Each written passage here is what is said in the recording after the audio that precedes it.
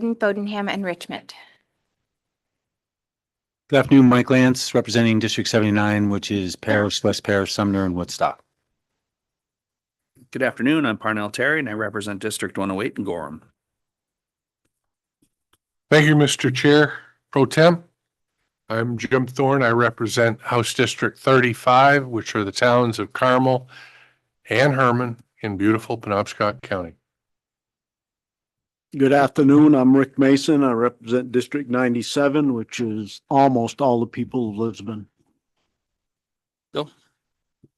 Hi, everyone. I'm Bill Briggio. I represent District 60, which is the east side of Augusta.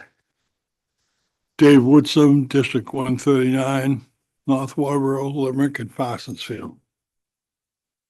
Senator Stacey Guerin, Senate District 4. And I'm Jim Dill. I'm represent House District 26, which is Old Town, Bradley, and Penobscot Nation voting district. And I'm the chair pro tem for probably a little bit here. And with that, I'll turn it over to Mrs. Davidson. Hey everyone, so this is the work session for the supplemental budget. You had the public hearing last Thursday and you should have the voting template in front of you in your folders. And I'm just going to be going in order, and it's the same order as at the public hearing last week. So to begin, within the ATV safety education and educational program, this is reference number 537, and this initiative provides funding to align allocations with projected expenditures and available resources. And this is OSR adjustment to the allocation of this account. Can I have a motion to move this in? It's been moved. Is there a second? Discussion. Yes. Thank you, Mr. Chair. Just a procedural question. Sure. So, when we're voting on this, these are typically like straw polls, right? So does that mean committee members that are not here miss the opportunity to vote completely? That will be up to the chairs, and I have to speak with Representative Roberts when she gets here. Usually, members will have a bit of time to register their votes with me. Okay, So so the report back is tomorrow, but I would imagine that you would have until closing today. got it. But I'll send an email out to members to Okay. confirm that after today's meeting. Okay, thank you. Okay, I'm still waiting for a second. Okay, it's been seconded. Discussion. Concerns. Commissioner, anything you'd like to say? Oh, so we got a question from Representative Mason.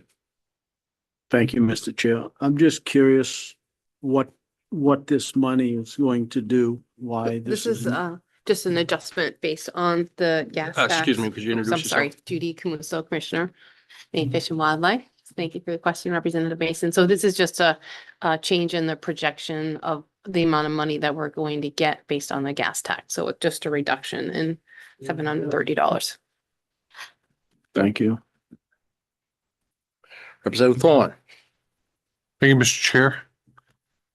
And that was originally 400,000?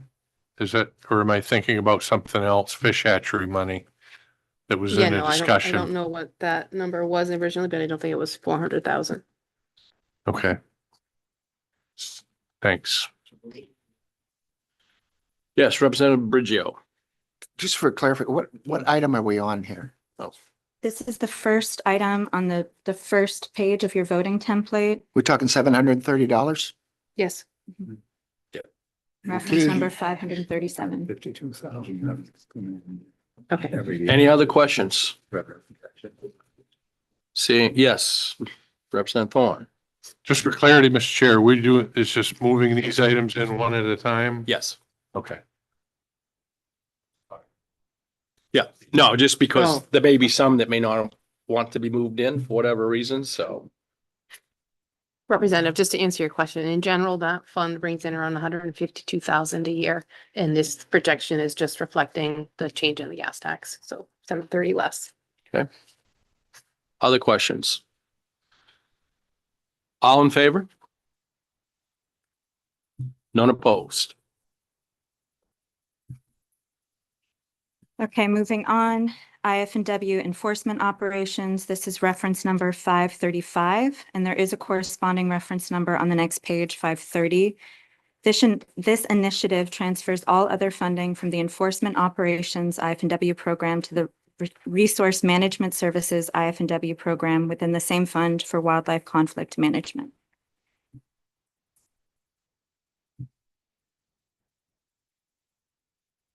Representative Clucci. I move that we, to move this in. It's been moved in. Is there a second? Moved and seconded. Discussion. Seeing none. Commissioner, anything you want to say on this? Just moving it from one fund to the other. No, Okay. no changes. No problem. All in favor?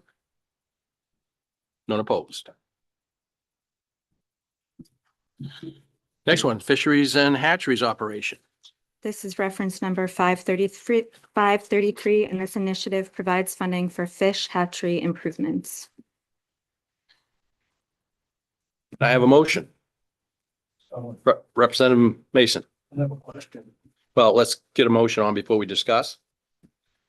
It's been moved. Is there a second? Moved and seconded. Representative Mason.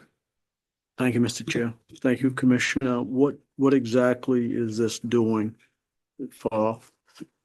You have, Sure. So this particular initiative, it matches up with the language GGG at the end of the packet, which takes $2 from each fishing license sold and directs it to the hatchery maintenance account, which is an existing account that we have.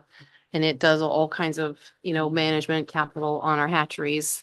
And when we worked with folks last in the budget, the full budget last year, there was a real strong desire to make sure that we're putting away a little more money for our hatchery maintenance. And I think you're all aware that there's a lot of work that still needs to happen on our hatcheries. So this provides permanent funding for some of the work on the hatcheries and follow up. This isn't an increase in the fishing license. allotment. Pardon? Is an increasement in, nope, so that the license increase already went through, but the language that took $2 from each sale did not go through. Okay. And so this is at the supplemental budget and the end of your package, DGG will take $2 from each license sale, direct it to the hatchery account. This gives us the authority to spend that money. Thank you. Representative Thorne. Thank you, Mr. Chair. I initially was looking at the end numbers and Yeah, looking right, at that that makes 250,000, Yep. but wasn't that initially projected when we were having budget discussions that amount would be about 400,000? Yes, so Okay. the $2 for each license sale will presumably give us closer to 500,000. This permission to spend is just the first year being conservative. We're not exactly Okay. sure how much money will come in, how much. So if we needed to spend more money out of that account, we could do a financial order, which would authorize us to spend money that we have. So this will satisfy that $400,000 figure that we heard as an estimate for the fish hatchery upgrades, the new ones? So this money will go into that account and this will just authorize us to spend 250,000. If we needed Okay. to spend more, we would write a financial order. We do anticipate that the $2 from each license sale would generate closer to $400,000 to $500,000. And this is just the start, initial Exactly. infusion. Thank you, Yep. Mr. Chair. Thank you, Madam. Representative Woodson. Thank you, Mr. Chair. So what is the total budget for the fish hatchery? That's an excellent question, Corey. We'd have to get you some more details on that. There are 8 hatcheries, personnel associated with each hatchery. There's fish food, there's maintenance that we do on 4 million, he says. About 4 million. Okay, thank you. Other questions? All in favor? None opposed. Continuing on. This is the Division of Public Information and Education. There are 2 reference numbers, reference number 539 and reference number 540. This initiative provides funding for the approved reorganization of one public relations specialist position to a marketing specialist position and provides funding for related all other costs. Representative Clucci, I move that we move this item in. moved in. Seconded by Representative Brigio. Discussion, questions? Representative Lance, Thank you, Mr. Chair. Is this a raise to an individual? It was a reclassification, so, in essence, Okay, yeah. thank you. other questions? Seeing none. All in favor? None opposed. Did they vote on both or just? Next, Next is reference number 530, Resource Management Services, and you already voted on the corresponding reference number 535. On the first page, this initiative transfers all of their funding from the Enforcement Operations IF&W program, the Resource Management Services IF&W program within the same fund for wildlife conflict management. moving in. Seconded. Questions, discussion? Seeing, this is 530 and it goes along with the one on the previous page. All in favor? Representative Brigio? None opposed. Yes, Did we need to vote separately on 540? Because I think we did 539 and then went to 530. okay. I had read the reference numbers together, so. Oh, you read them seemed you both. wanted Okay, to perfect. group Okay, them. got it. Thank you. All right, The continue. next reference number is 531. This is Resource Management Services. The initiative provides funding for the approved reorganization of one public relations specialist position to a marketing specialist position and provides funding for related all other costs. Can I have a motion? Representative Parnell. Carey. Yes, seconded by Representative Clucci. Discussion. Questions? Seeing none, all in favor? None opposed. Moving on, there are two language parts. Firstly is part FFF. This part establishes the Inland Fisheries Conservation and Enhancement Program to prioritize native inland fish conservation and research, management, and enhancement of the state's native fish.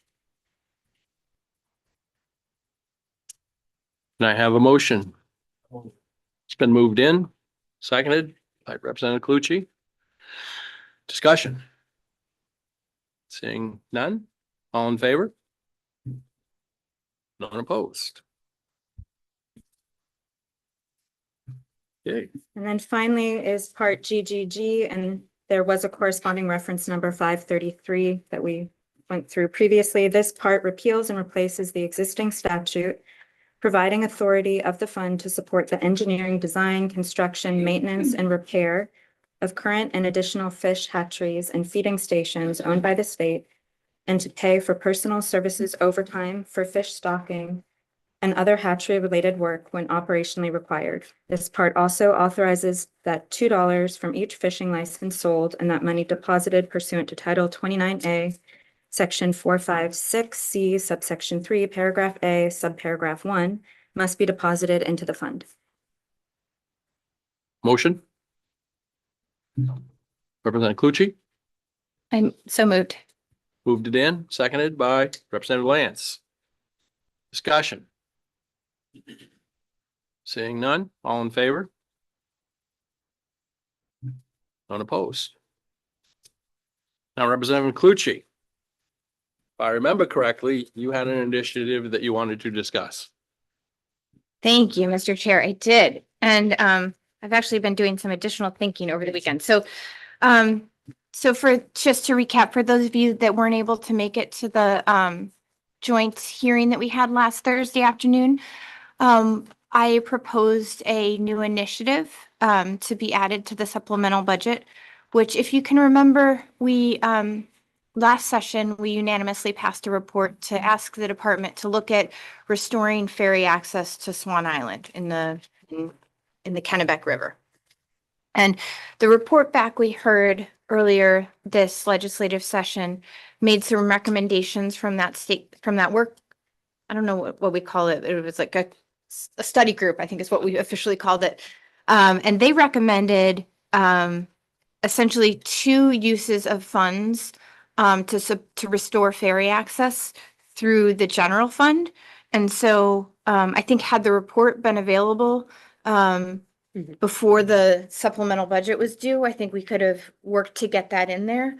But because of the timing didn't line up, we weren't able to work with the department to get that in. And so what I propose is that we do a one-time, so the recommendation from the study group had sort of three parts. One was a one-time investment of $50,000 to upgrade the big ferry that the department owns, so that if in the future there are requests for large groups to get out to the island for transport or for his either sort of historic preservation tours or for hunting groups or for education, there would be a vehicle to do that. The next recommendation was to have a $45,000 general fund appropriation for the department to be able to contract with a local captain to run a six-packs license to shuttle people from the Richmond Pier over to Swan Island, I think on 3 days a week, Fridays, Saturdays, and Sundays, for the 4 months of the operating season. And they estimated that it would be about $45,000. So what I am recommending for the committee's consideration and presented last week to the joint committees was that we do fund that $50,000 one-time upgrade for the ferry. And then that, and what I had suggested was a $45,000 ongoing investment from the general fund to do that six-pack license. So I've since thought better of that, given that this is kind of a new thing, and I'm thinking maybe we should be thinking about it more as like a pilot program where maybe we give like 3 years or so to the department. So maybe we would do a one-time investment of like $135,000 so that the department for 3 years could run this ferry back and forth. And then we can see, did people use it? Like how many people came? Did it result in grants for historic preservation? Like, did it do what it intended it to do? And so it could be a report back in 3 years with an opportunity for the committee to then say, okay, yes, let's keep it going. And maybe it costs less, maybe it costs more. So that's sort of my recommendation, to do a one-time general fund to cover that sort of small vessel, that six-pack license.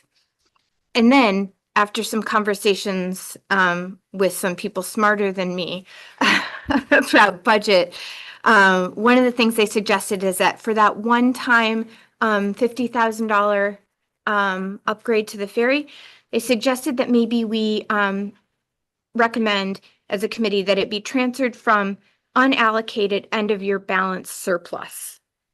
So before funds get swept that are unaccounted for back to the general fund, we just put in language that says 50,000 of that before it gets swept back can go to the one-time upgrades. So with that, I'd love to hear what people are thinking, and that's my thoughts. Thanks. Okay. Discussion on that. Yes, Senator Garrett. Thank you, Mr. Chair. So are you saying a total of 90 for one year? 90,000?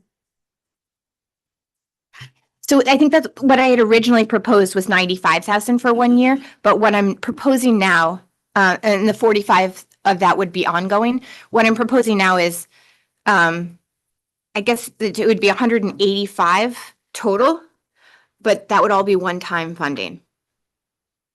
And so it would give the department 3 years to test this as a pilot. Representative Burgio. Thank you, Mr. Chair. So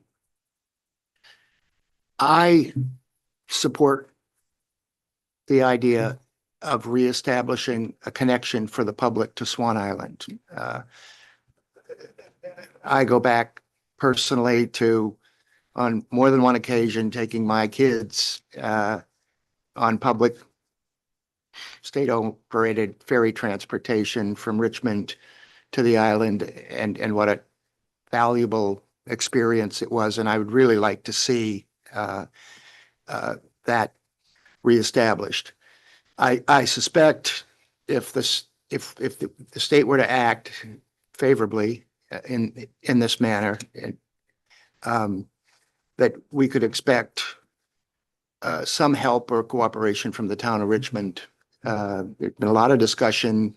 I sat through a number of the study committee meetings at the department headquarters last year on this, and I think that the town of Richmond, the people of Richmond value this and would step forward, particularly where they have the ability to use tax increment financing funds to contribute to the support of it. So well, a couple more thoughts. One, I think that the one-time investment for upgrades to the department's larger vehicle is a good investment, period, and probably fits any number of operational needs. So I would carve that out from the rest. And the idea that we might be able to use some surplus, if you will, department funds at the end of fiscal year to open up the possibility for a pilot study to see just, you're shaking your head, but I'll finish. Funding a pilot project to determine the popular demand also seems to make sense to me. So I'm open to modification to Representative Clucci's original concept here to get to a pilot project. Other questions?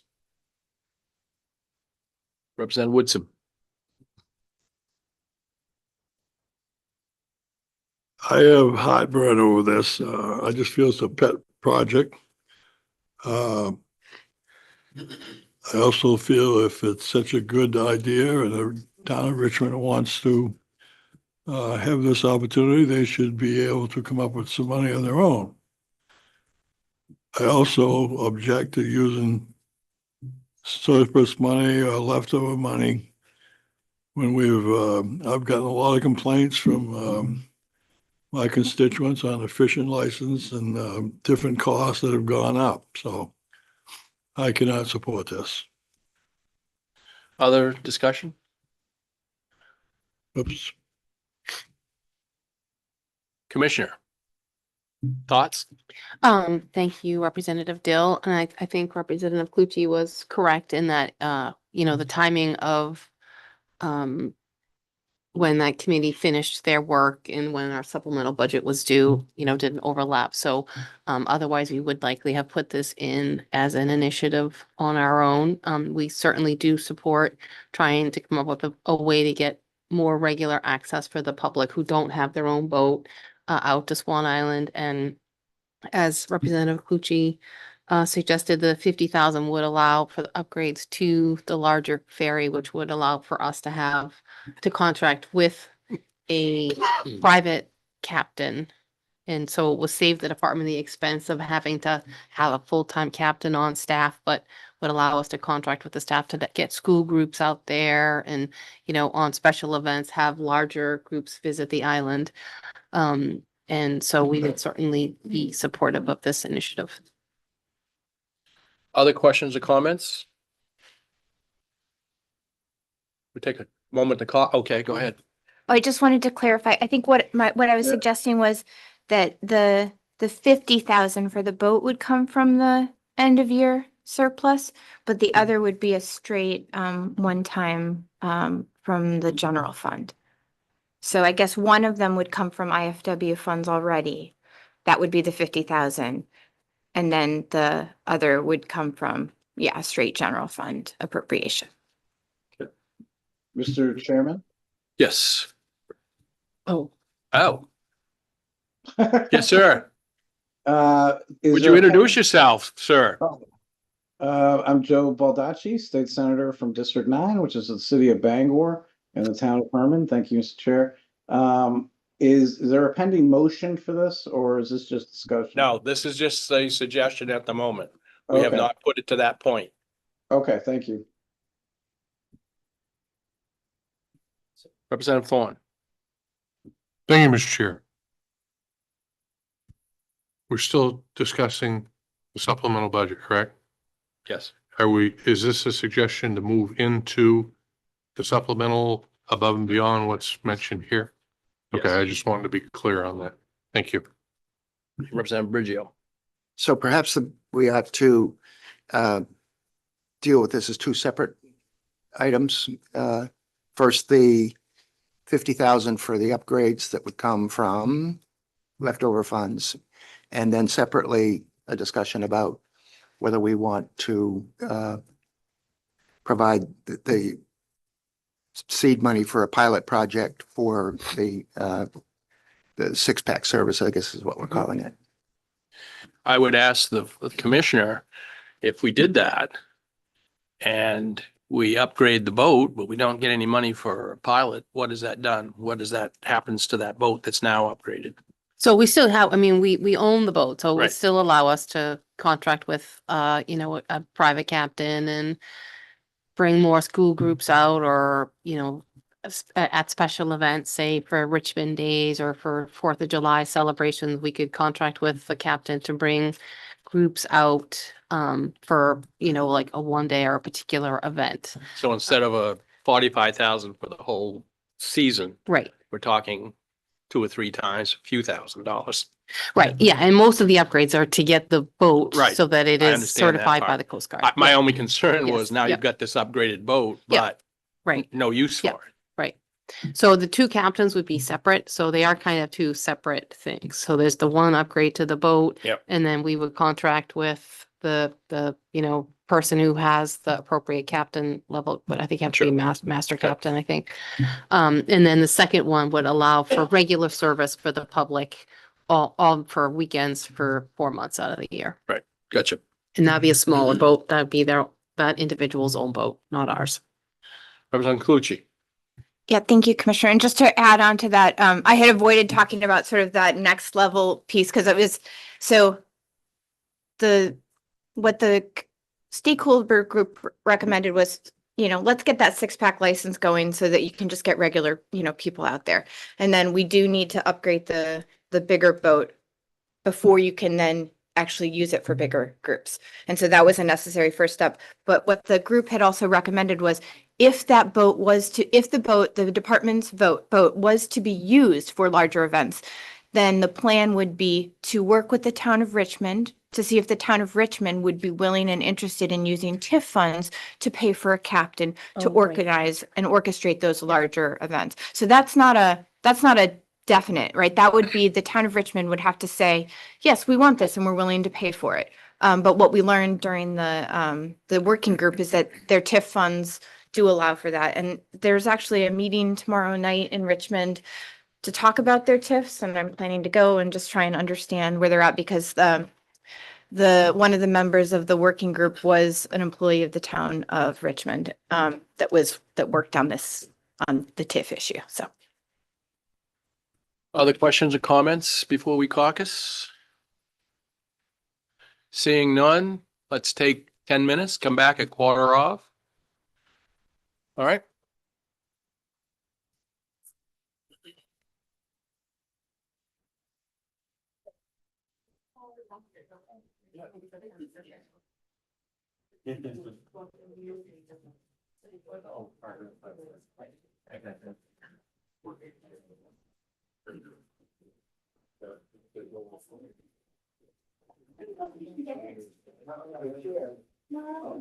Yeah, I'm gonna cry in August, I am. Yes, I am. This time. Especially when I run it down. Yeah.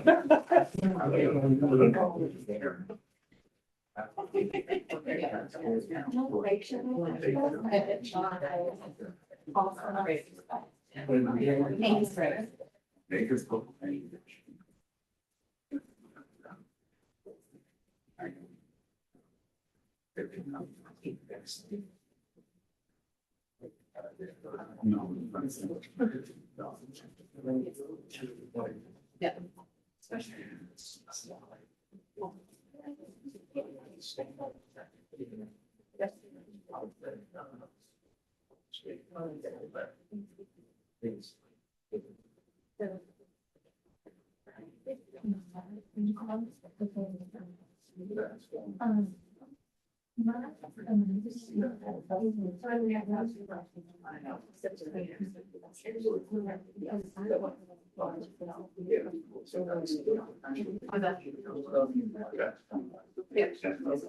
No 1:30.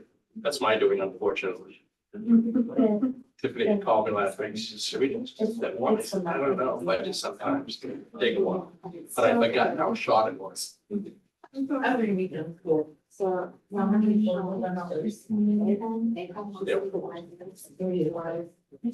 Yep.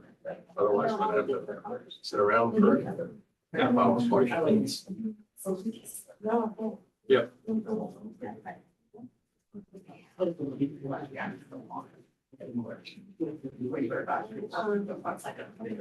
Office will 10 minutes before we get in.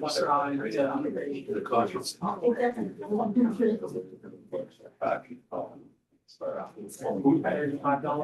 Yeah, so should be access to everybody knows the committee.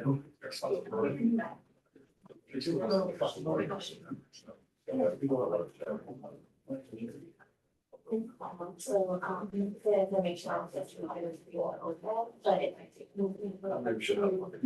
Yeah. So. We can have a allocation. That's just going on the office. Every year. Is that Joe? You got Joe? Hi, Joe. Okay, I was gonna.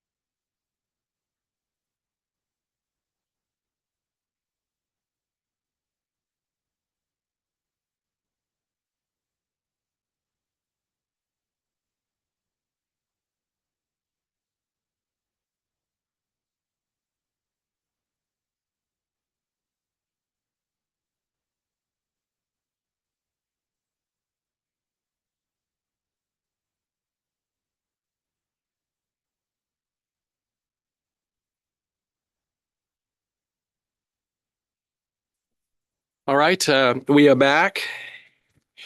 And so the discussion was around what, if anything, to do about the large boat to Swan Island, repairs, and a 3-year pilot program. And this is your suggestion, Representative Clucci, so I would turn to you to see what you'd like to do here.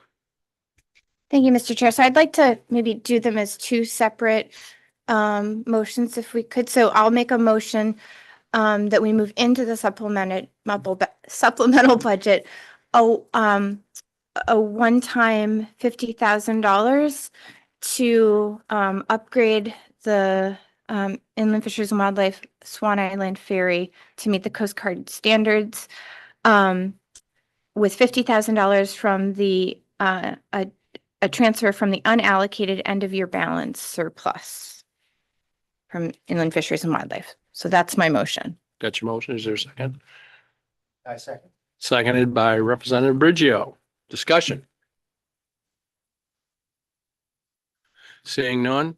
And what did Representative Roberts say about voting on this if you're not here? So members will have until noon tomorrow to Okay. register their votes, and I'll send an email out to members after today's meeting. Okay, they have until noon tomorrow to register their vote. All right, got it. So any discussion? Seeing none? All in favor? 1, 2, 3, 4. And 5. We got, yep.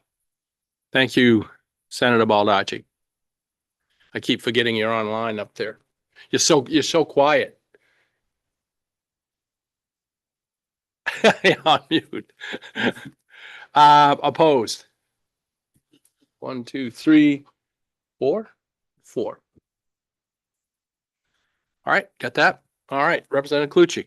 All right, thank you, Mr. Chair. So I make a motion that we move into the supplemental budget a one-time appropriation from the general fund of $135,000 for a 3-year pilot program for the department to contract with someone for a 6-pack license to operate the ferry for 4 months on Friday, Saturday, and Sunday for 3 years, with a report back to the committee talking about the effectiveness of the pilot and a recommendation for whether it be continued and what it would cost, and also what we've learned from the project. Thank you. Before Did I we get leave, everything? yeah, before you leave that, do you also need to have any special days, like 4th of July might not be on a weekend?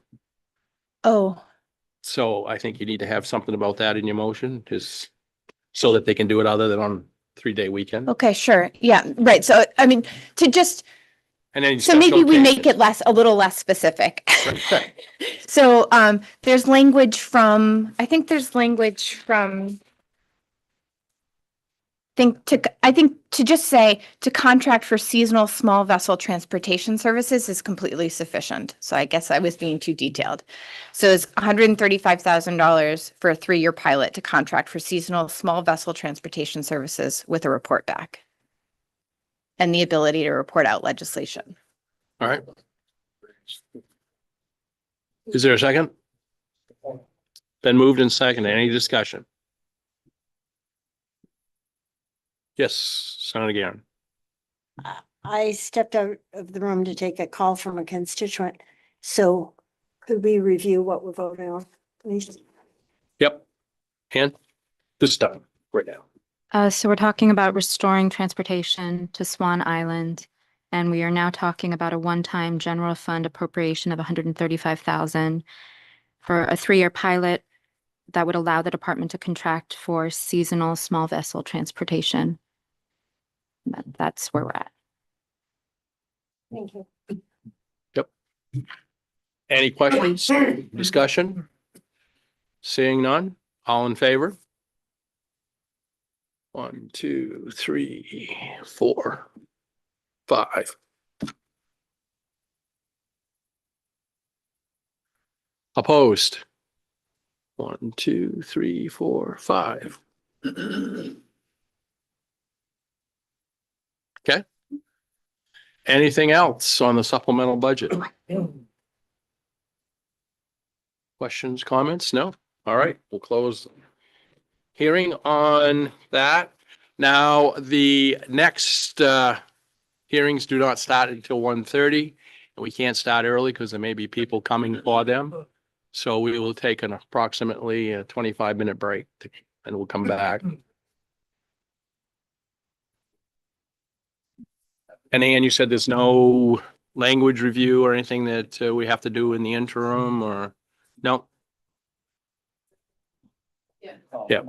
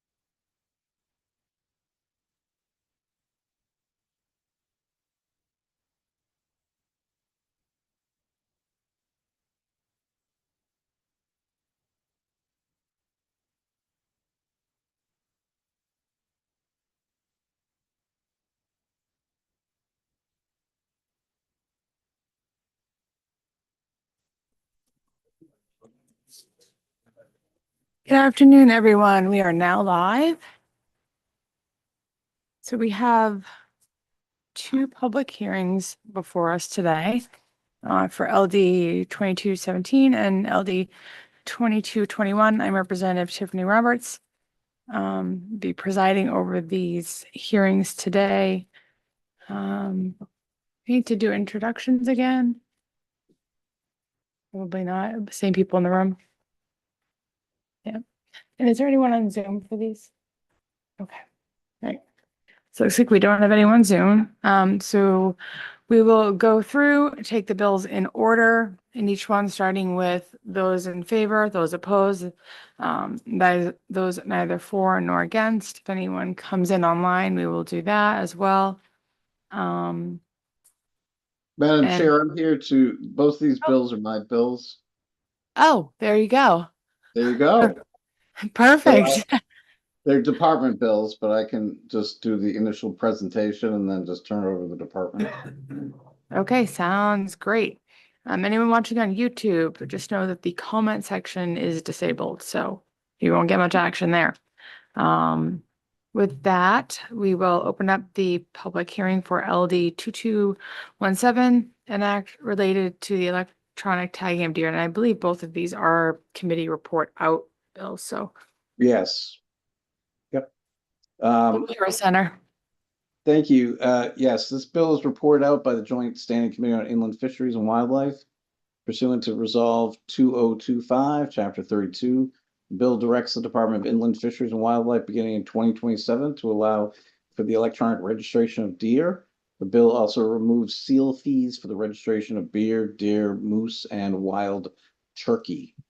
Any specific questions, I would defer to the department. Thank you. Is there any? Representative Clucci. Thank you, Madam Chair. I actually have a couple of questions for the department, if it's okay to bring them up. Yeah, I plan on bringing them up next. I didn't know if anyone still wanted to ask the senator a question anyways. All right, seeing none. Who would like to come up from the department? Director Webb.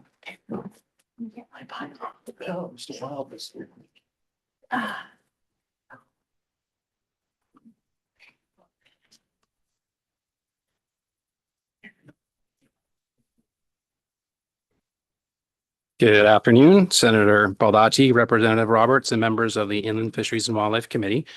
I am Nate Webb, Wildlife Division Director at the Department of Inland Fisheries and Wildlife, speaking on behalf of the department, neither for nor against LD 2217.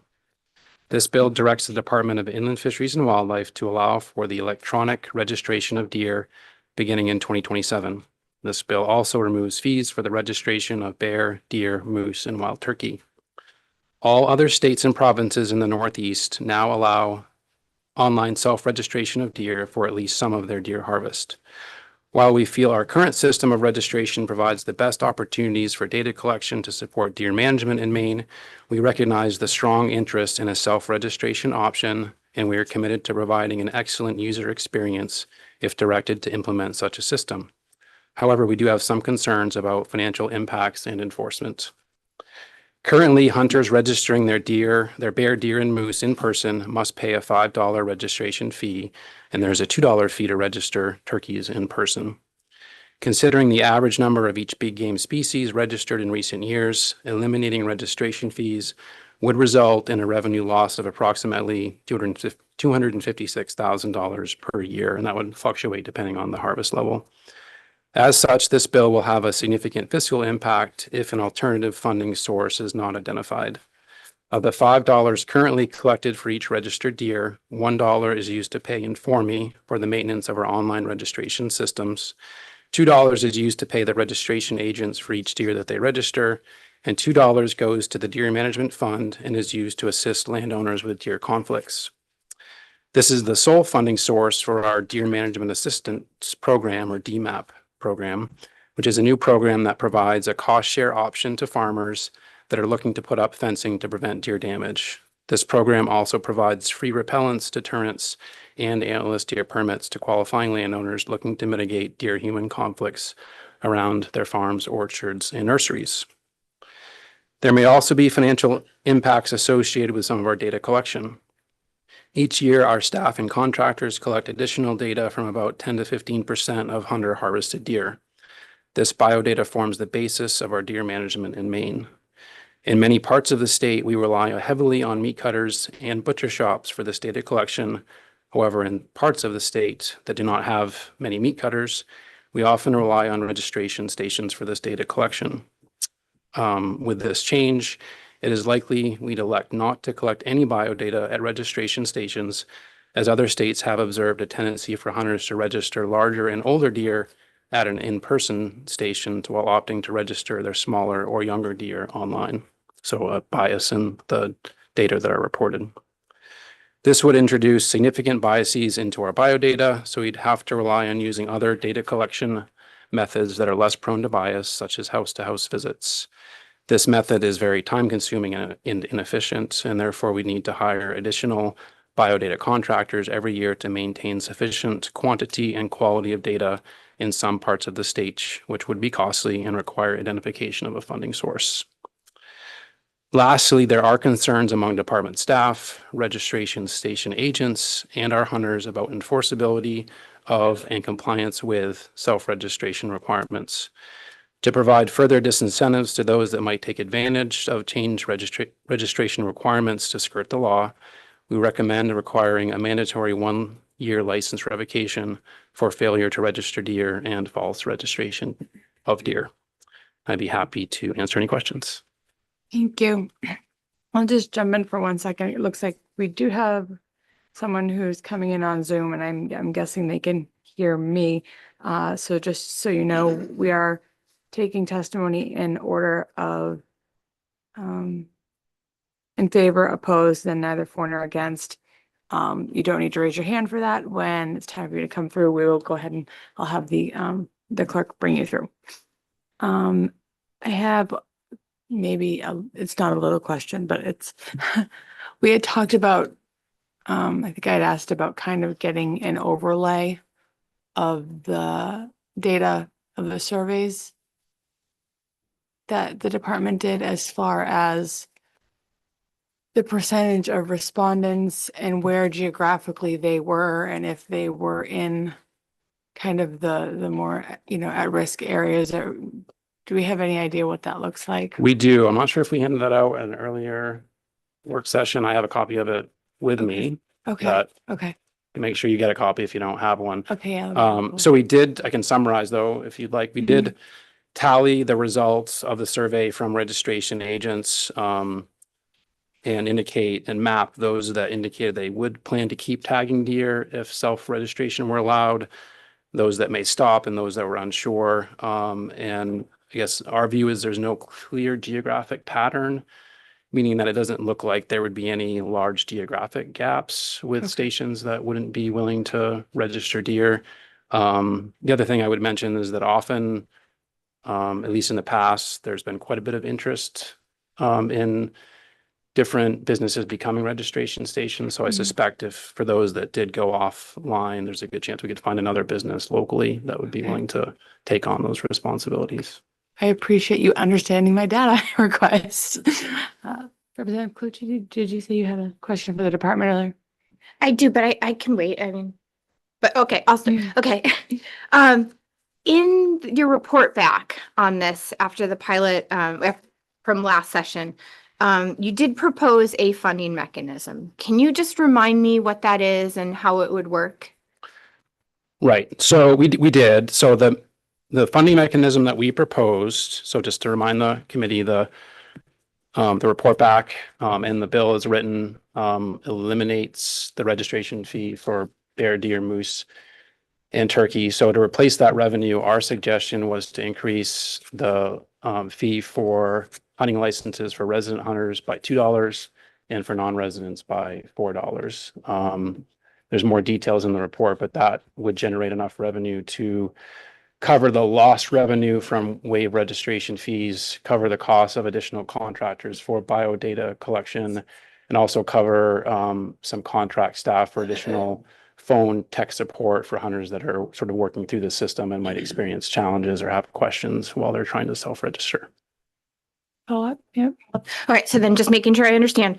So for resident So for residents, they would actually, that tag a deer, they would actually save $3 by what you initially proposed. And then for non-residents, they would save $1. So it would actually be cheaper to tag to hunt in Maine. I mean, yes and no. So it depends on how many deer you harvest. If it's 0, then your cost would go up in the case of a resident by $2. If you tag 1 deer, then you would save $3. If you tag or harvest multiple deer, then you would save potentially more than that. So the amount that you save would depend on the number of deer that you harvested in that particular year. Senator Garen and then Representative Lance. Thank you, Madam Chair. Thank you for being here. Can you remind me of the rationale for not having them pay to register the? Yeah, great question. So, we've had a registration fee for a very long time. Part of that naturally is for the station to be able to recoup some money given the time that they invest in going through the registration process and the staff time involved. And then, as I mentioned in our testimony, there's some places that funding goes to support the different department programs. When we looked at self-registration in other states, I believe there's no other state that charges a fee in situations in which hunters self-register animals online. In fact, some of the states sort of laughed when we suggested that, because if you sort of think about it from the perspective of a hunter, they're going in, they're completely self-sufficient, they're sort of self-serving, and they're reporting a harvest of an animal that they are required to do. And so other states don't charge for self-registration. We talked about just eliminating the fee for self-registration. Of course, that creates more of an incentive for hunters to self-register as opposed to taking their animal to a in-person station and paying to do that.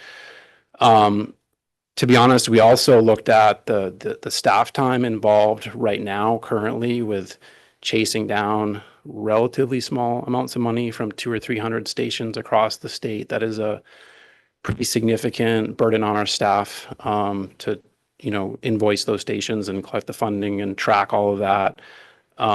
So from a sort of staff time administrative perspective, it would be certainly simpler for us to pay those stations to collect the registration data for us rather than invoice them for the money they've collected. So there were a few different considerations that went into that. Again, the primary one being is that most other states just don't require any sort of fee for registration at all. Representative Lance. Thank you, Madam Chair, and thank you, Mr. Webb, for your testimony. As an aside, tag-up stations are mostly labor of love and where I'm from, and there's no money to be made from them, and it's one of the, for lack of a better word, a hangout for a lot of people want to see what's going on with the deer herd in the area. But when you say additional data contractors, roughly, if we were to do this, what would it cost in a year? So our estimate for the biodata component is roughly $27,000 per year for additional contractors and mileage, et cetera, to go out and sort of collect biodata house to house from hunters that have harvested animals. And then it was $18,000 a year for the additional tech support, the phone support. Representative Thornton. Thank you, Madam Chair. Thank you, Dr. Webb, for being here, providing your testimony. And I know that everything's always predicated based on getting up to date on the way things are done. I'm curious if there was any documentation of requests to the department that we switch to electronic tagging. I'm just wondering what the inquiry portion of that was, or the outcry to change to an electronic tag was.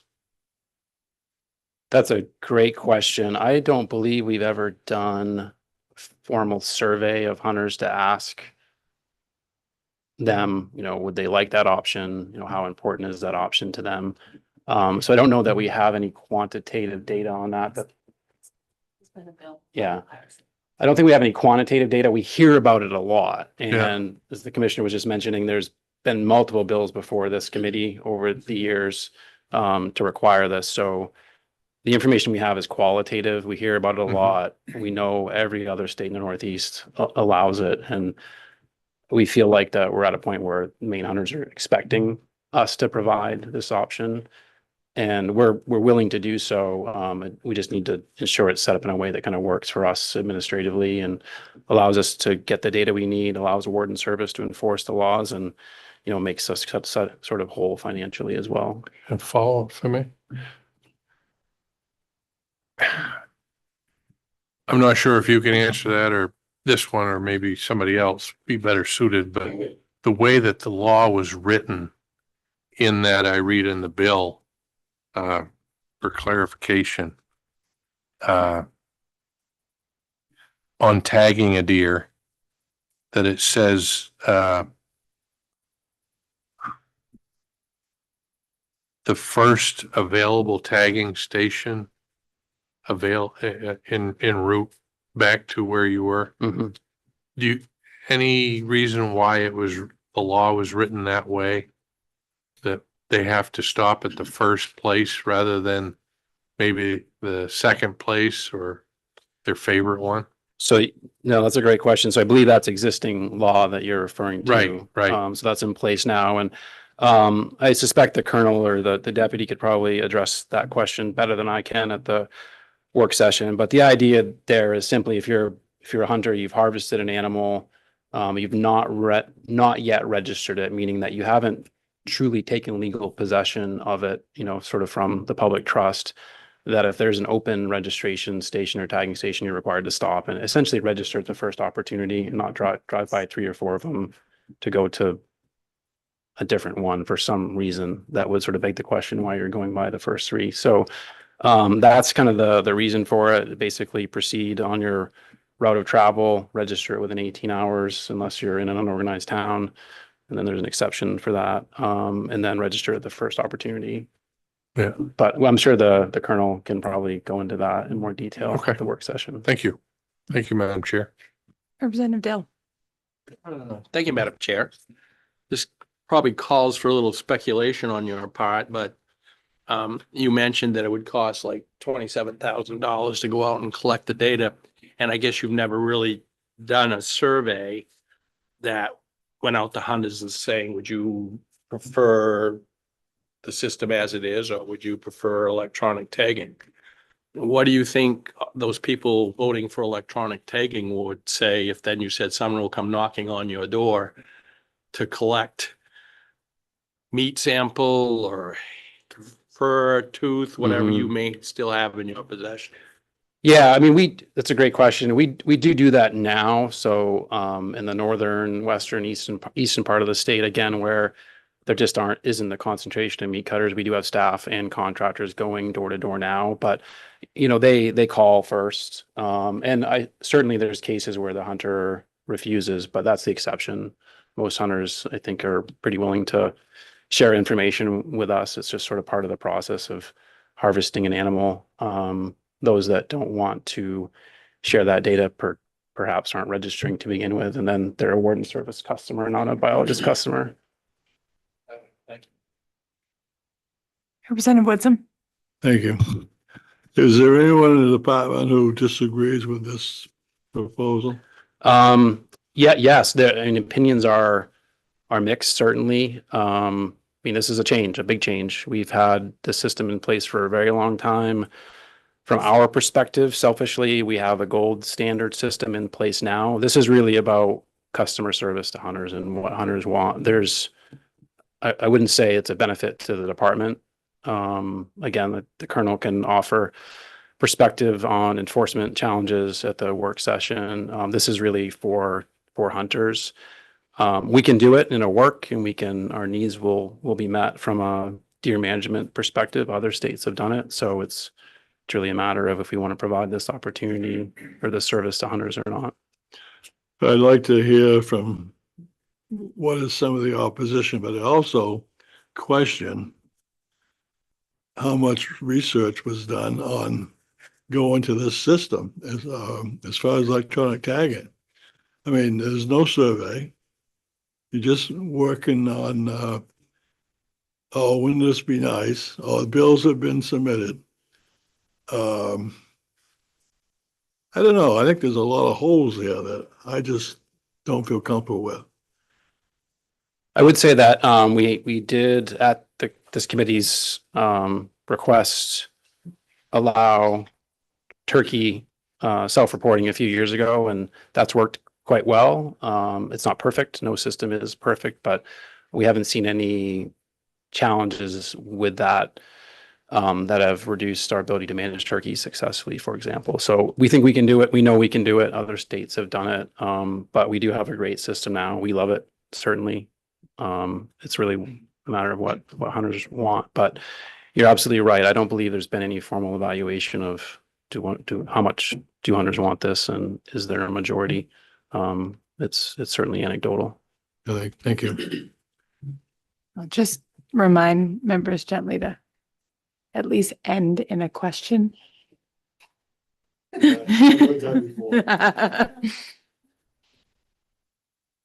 other questions? Thank you. Thank you. We're gonna move, can we go ahead and bring who's online? Because I believe they're on a time frame they had requested. And just so folks know, we are gonna run the 3-minute clock. Good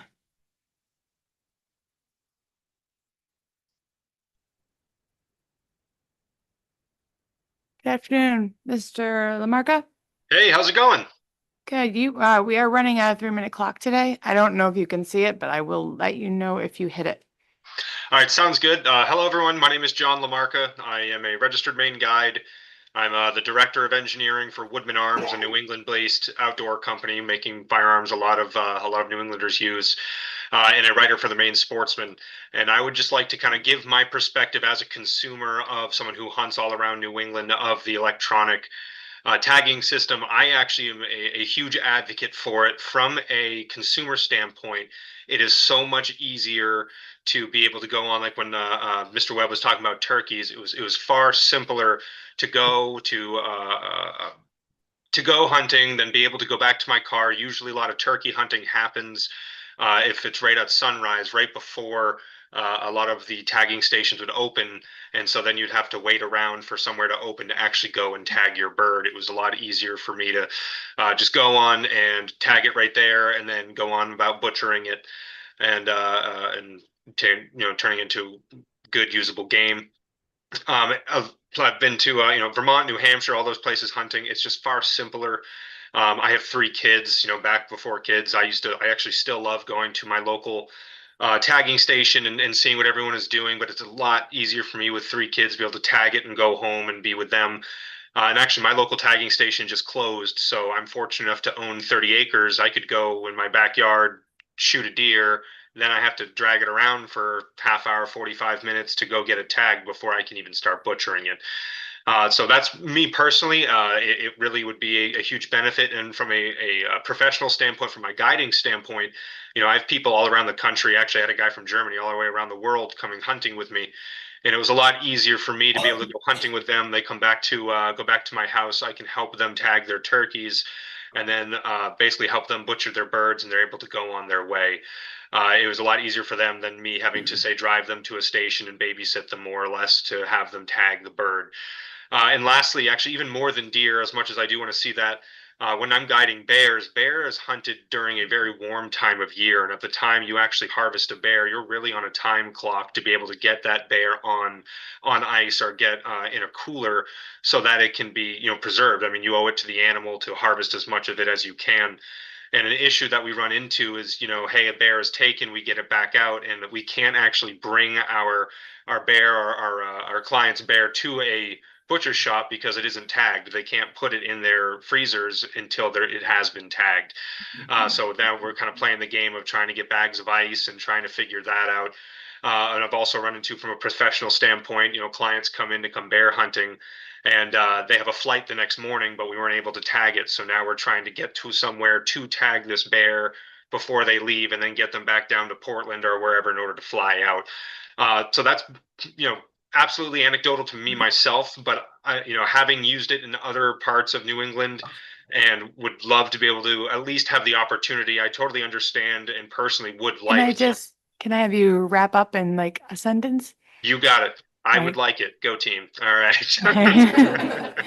And did you submit your testimony online as well? If not. I did not know. I just I knew that this was coming around, so I thought I would just go ahead and do that here. And I'm open to any questions. I have about 5 minutes before I have to pick up a son from daycare, though. Questions from the Representative Mason? Thank you, Madam Chair. Thank you for your testimony this afternoon. How do you feel about a license increase to I think fund that's this? perfectly reasonable. I think a $2 fee to a $5 fee. I can't remember what Mr. Webb said. I know I'm biased. I am fortunate enough as a hunter that I tag multiple big game animals a year, so I'm personally gonna be saving money. But $2 is such a low cost to be able to bring this availability to hunters, in my opinion. Thank you. Other questions from the committee? Seeing none. Thank you. Thank you, guys. Okay, back to in the room for those wishing to testify in favor. And once, twice. Seeing none. Those opposed?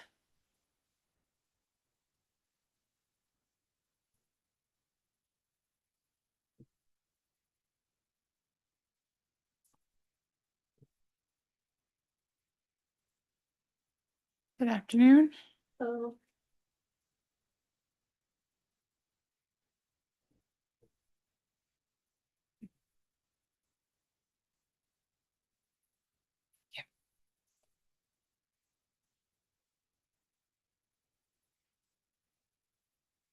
Whenever you're ready.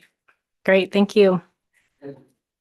Senator Baldacci, Representative Roberts, and members of the Joint Standing Committee on Inland Fisheries and Wildlife. My name is Amanda Egan, Executive Director of Maine Woodland Owners, speaking today in opposition to LD 2217.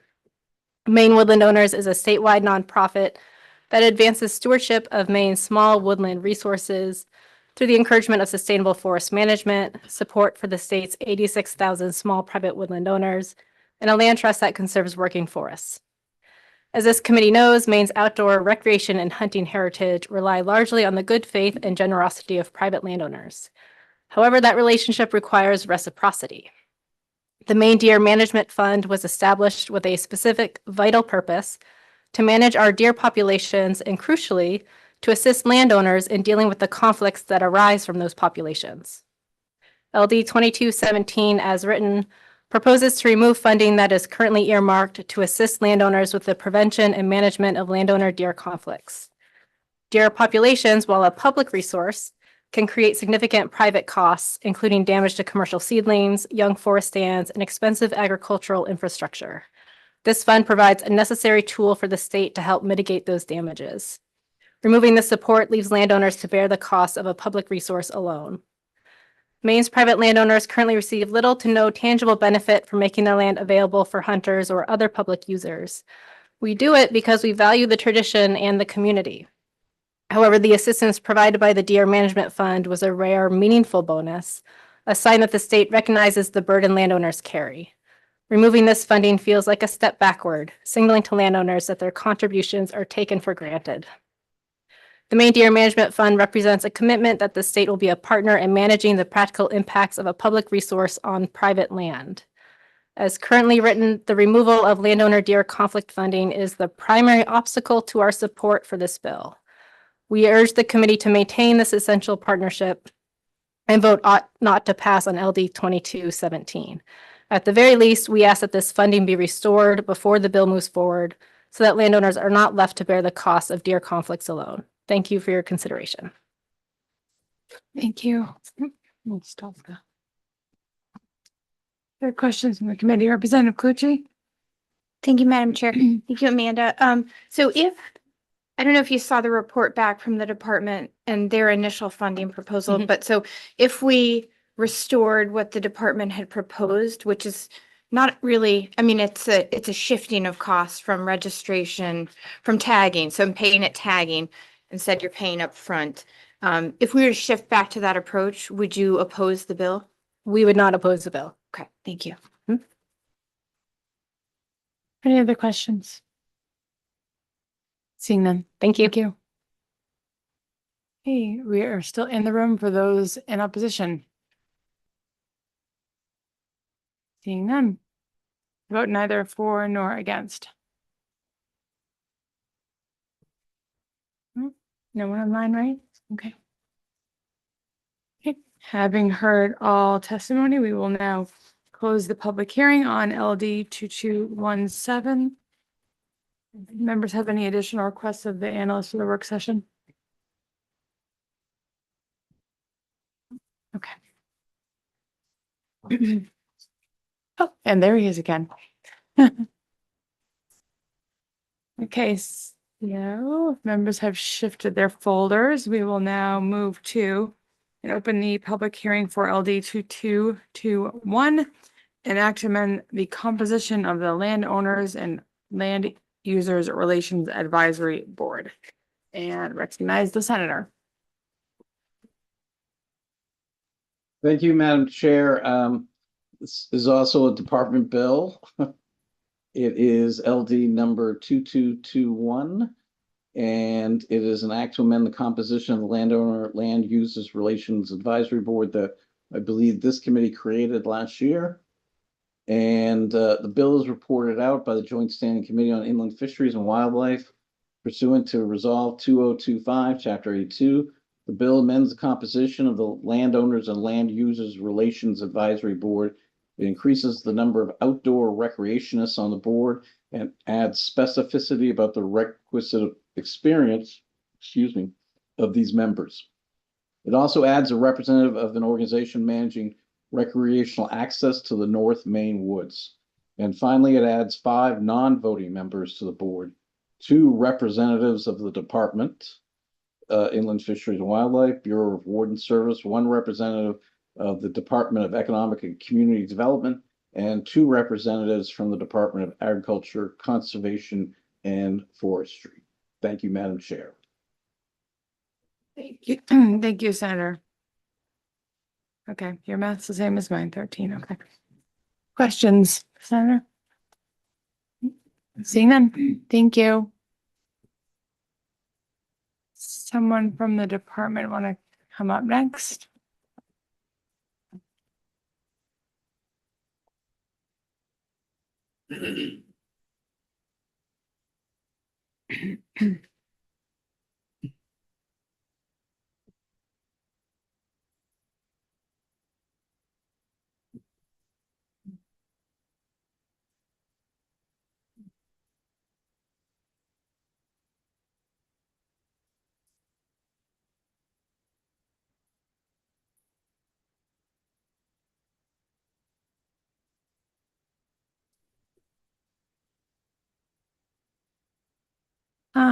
I just want to make sure that members have the report that this came from. Is that?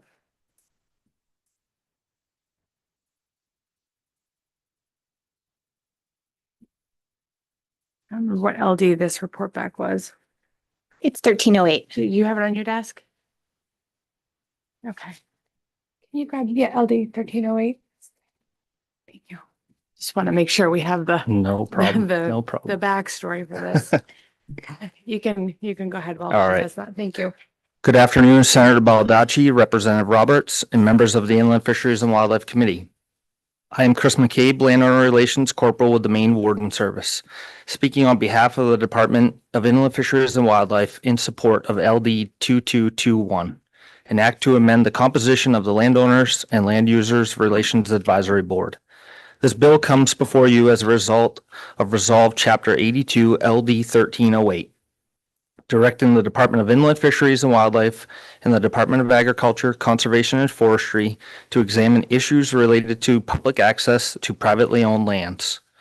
After extensive discussions with working groups members in 2025, one of the key priorities identified by the working group was to continue addressing these issues through the already established Landowners and Land Users Advisory Board, and this bill will help that priority.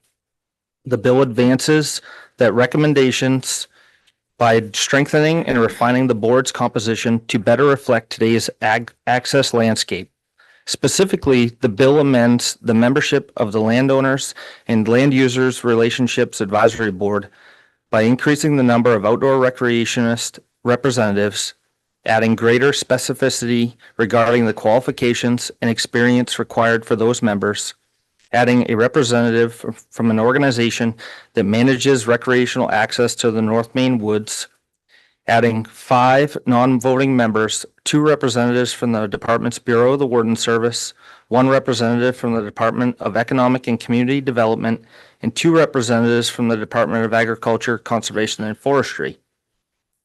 These changes are directly aligned with the findings of the working group report, which states that the legislative recommendations are intended to reduce landowner risk, clarify accountability, and support long-term sustainability of Maine's access tradition. Ensuring the long-term stability of Maine's public access tradition requires statutory updates that reflect modern recreational pressures and provide clear protections for landowners.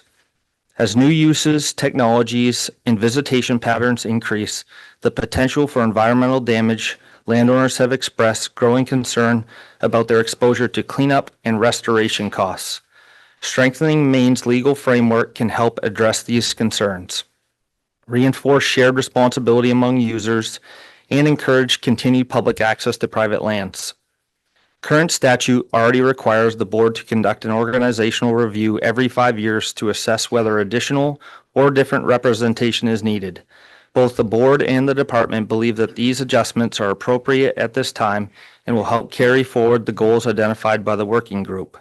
By broadening representation and ensuring relevant expertise is at the table, this bill will strengthen collaboration between landowners, recreationists, and state agencies and help secure the future of Maine's longstanding public access tradition. For these reasons, the board and the department strongly support this bill.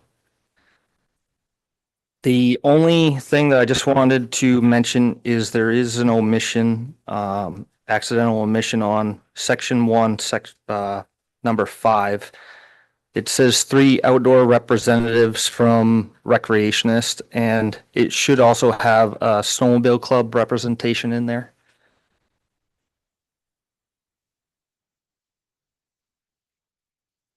Okay.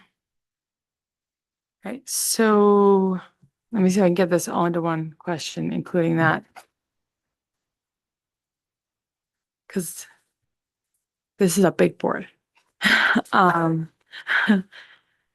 Can you kind of walk me through, so we've gone from, this brings us from 11 to 13 voting members. And so we're going from 2 to 3 on one. It looks like we need more wording there. And then, so if you could elaborate on number 5, So elaborate on number 8, and then under the 5 non-voting members, why, I'm guessing it's because they're from the department, but what the envisioned specialty or appointment would be on the 2 departments that have 2 representatives. I'm just, in my head, I'm trying to justify a 18-member board. currently, it's an 11-member board, and we are mirroring the board that was in the Land Access Working Group. Mhm. So we were trying to take some of the same people that were in that board, covering those different types of representations. So currently, the recreationists in the landowner relations or land users and landowner board, there's only 2, there's snowmobile and ATV. But obviously on the landscape of non-motorized or specifically hiking, wildlife watching, biking, paddling, trail running, or other popular outdoor pursuits, we have no representation at this time. So we were trying to include them in number 5, which was also part of the Access Working Group, where we had representation from a larger variety. In number 8, 1 representative from the North Main Woods.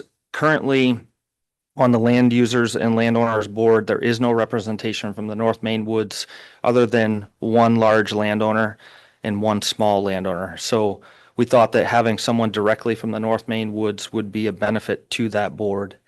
On the On the 5 non-voting members, currently, the main warden service landowner relations sits at the table on the board. We assist in running the meetings from the commissioners' side, but we felt that having representation from Department of Agriculture and Forestry, from the ATV trails or snowmobile trails is very important for us moving forward. They have we work closely with them from the warden service side on land issues. And 2 representatives from the Economic and Community Development. We've obviously over the years, like things change and they follow trends as to what's going on out there. Some representation from the economic side of things would be benefited, we believe. Thank you. And just a quick follow-up on, so that I guess the first part is on number 8. Could that not also be one of the qualifiers for someone under number 5? And under number 4, it says 3 representatives who hunt, fish, or trap. Are those the 3 different representatives? Currently that one is Sam is the hunting. We have MPGA also, and then we also have the sporting dogs. So those are the 3 that represent in that category. Okay. Representative Thorne. Thank you, Madam Chair. Thank you for being here and presenting this. I'm curious on the NMW side, if they could send a volunteer, if it was acceptable with them. I know they have a limited staff, but an extensive volunteer group. If they could send a volunteer versus if it was acceptable with them to represent it in that case. Yeah, I mean, that would kind of be up to them as to who would represent them. I mean, Bill Greaves was on the Access Working Group Committee, so he Right. represented the North Main Woods. So I think that would be up to them if who Yeah. they wanted to represent themselves. I know he's spread thin and probably on several committees and many hats, so I just was curious if a volunteer would fit that bill if it was acceptable with him. So, thank you. Any other questions? I have one more, and just not being familiar with the advisory board. Is this, do these board members receive any stipend or, travel, anything like that, where this may have a fiscal I note? don't think so. I don't believe so. Okay, we could get that for the work sessions to make more. I know some board members, you get like mileage Yeah, or I don't a I very don't small believe stipend. so.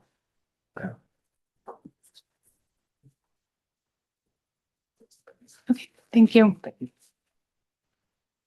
Okay, so, yep. Still on those in favor? Aye.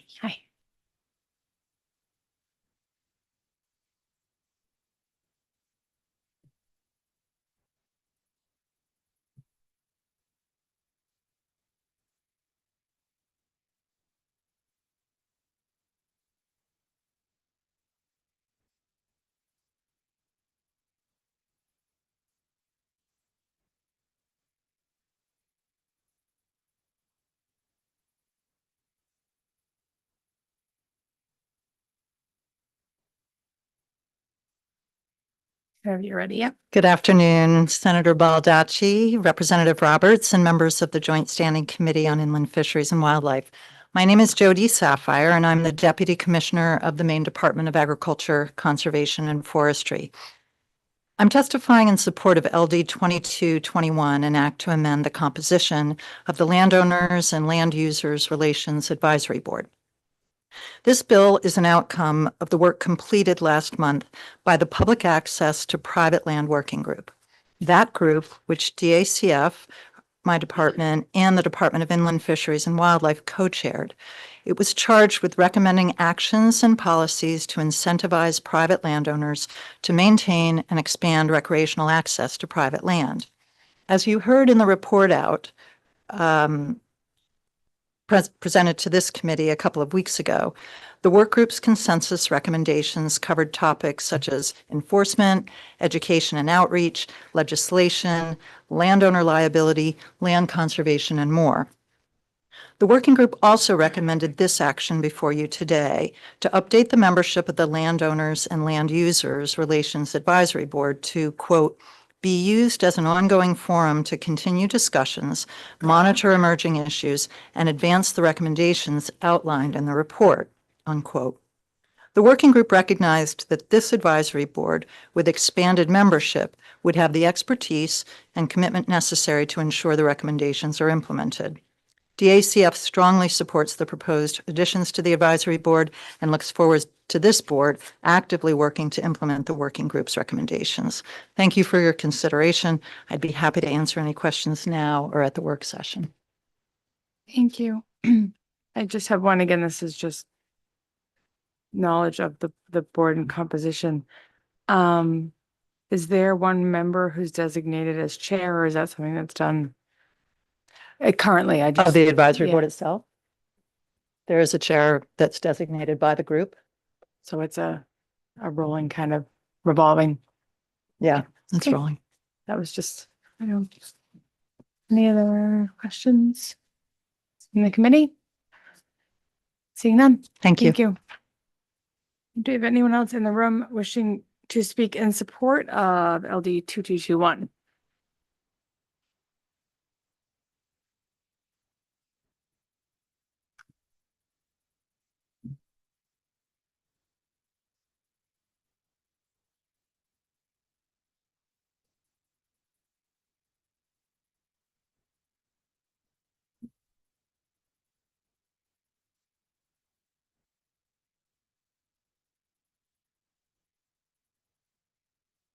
Whenever you're ready. Thank you.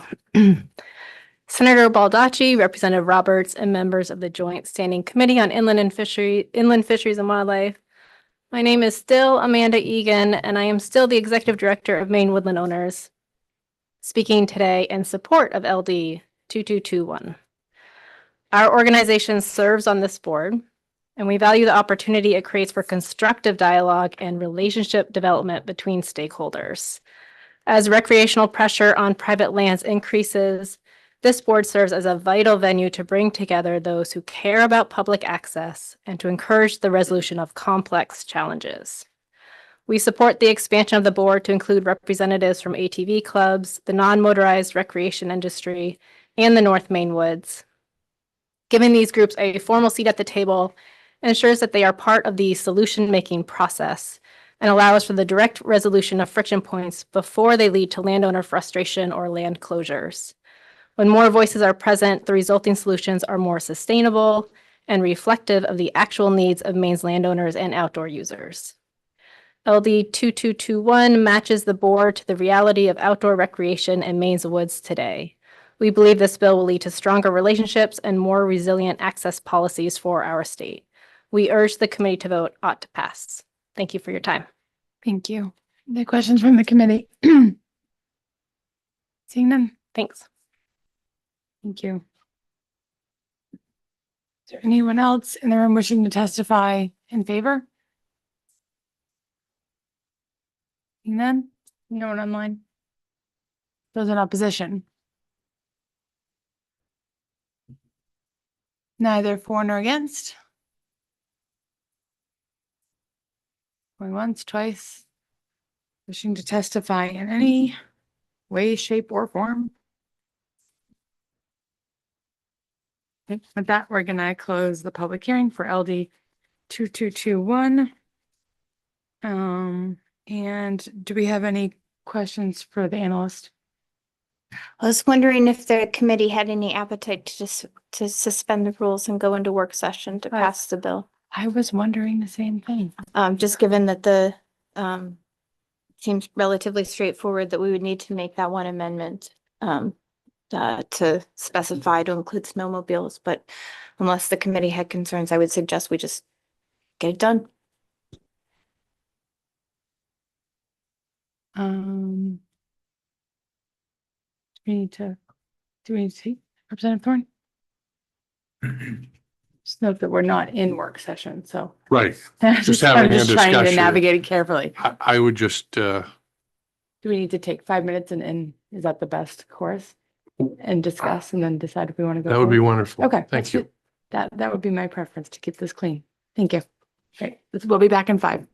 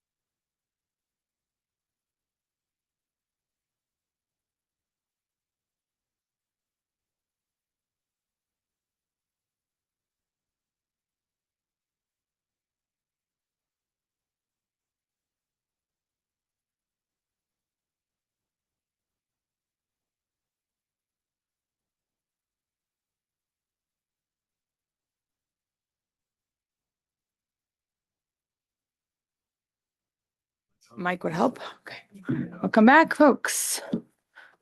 I will entertain a motion. Representative Cloutier, I move that we suspend the rules and go into work session for LD. LD 2221. Okay, motion and a second. All those in favor? Yeah. Okay, so we will now open the work session for LD 2221, recognizing that our analyst likely does not have an analysis for us.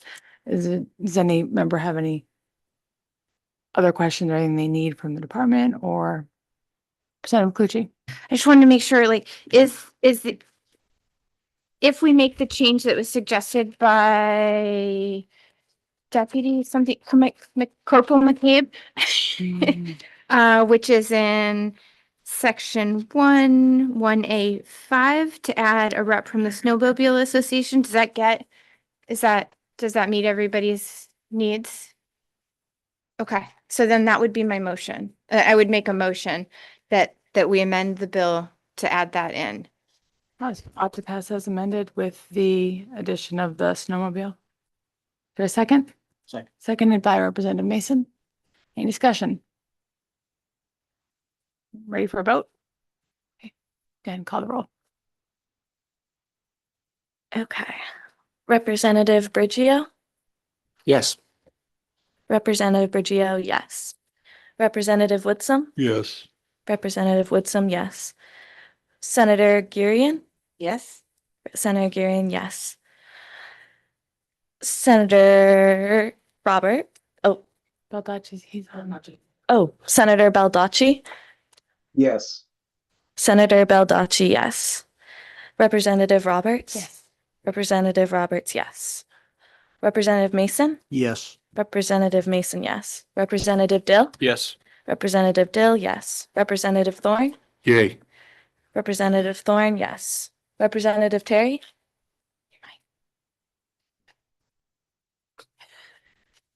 Yes. Representative Terry, yes. Representative Lance? Yes. Representative Lance, yes. Representative Cloutier? Yes. Representative Cloutier, yes. So we have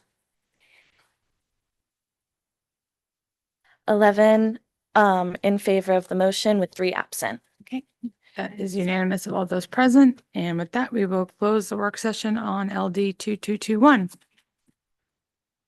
With 2 absent, yeah. And where are we at for timeframes on members recording their votes? Is it 20? It'll be Wednesday at noon. Wednesday at noon. Okay. All right. And we do not have any language today, correct? Okay. With that, I will entertain another motion. Representative Mason, To adjourn. can you do it on mic? Motion to adjourn. Seconded. Okay, all those in favor?